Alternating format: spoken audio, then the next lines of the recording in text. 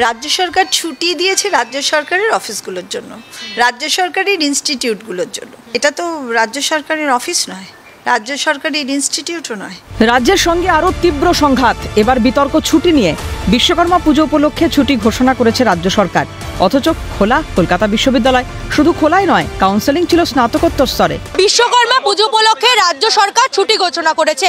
সমস্ত সরকারি কর্মচারীদের, অর্থাৎ রাজ্য সরকারি কর্মচারীদের আজকে ছুটি।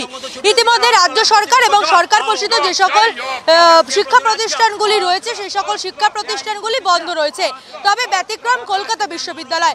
কলকাতা বিশ্ববিদ্যালয় আজকে স্নাতকোত্তর স্তরের কাউন্সেলিং এর প্রক্রিয়া চলছে।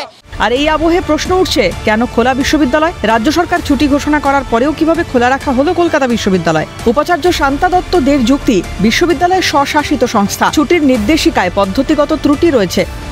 রাজ্য সরকার ছুটি দিয়েছে রাজ্য সরকারের অফিসগুলোর জন্য, রাজ্য সরকারের ইনস্টিটিউটগুলোর জন্য। এটা তো রাজ্য সরকারের অফিস নয়, রাজ্য সরকারের ইনস্টিটিউটও নয়।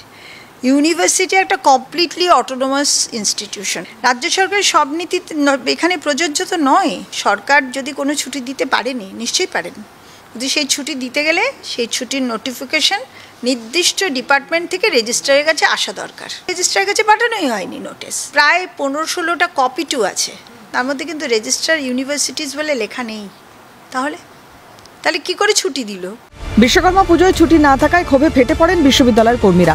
বিশ্ববিদ্যালয়ের গেটের বাইরে বিক্ষোভ দেখান তারা। নিয়মের বেড়া জেলে ফেলে রাজ্য সরকার এবং কর্তৃপক্ষ কর্মচারীদের একটা ন্যায়সঙ্গত ছুটির অধিকার হরণ করলো।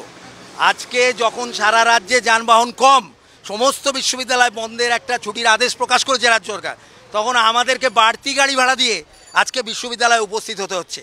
যেখানে এই রাজ্যের কর্মচারীরা 39% ডিএতে পিছিয়ে, সেখানে একটা ছুটি, সেই অধিকারটা কেন হরণ করা হলো? বিশ্ববিদ্যালয় কর্তৃপক্ষের অবশ্যই দেওয়া উচিত ছিল।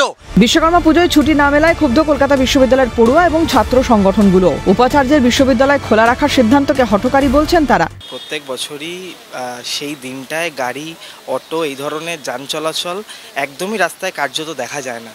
সেখানে দাঁড়িয়ে কলকাতা বিশ্ববিদ্যালয়ের মধ্যে একটি গুরুত্বপূর্ণ বিশ্ববিদ্যালয়, সেখানে সমস্ত ছাত্ররই স্বপ্ন থাকে উচ্চশিক্ষায় কলকাতা বিশ্ববিদ্যালয়ের মতো একটি বিশ্ববিদ্যালয়কে তারা বেছে নেবে।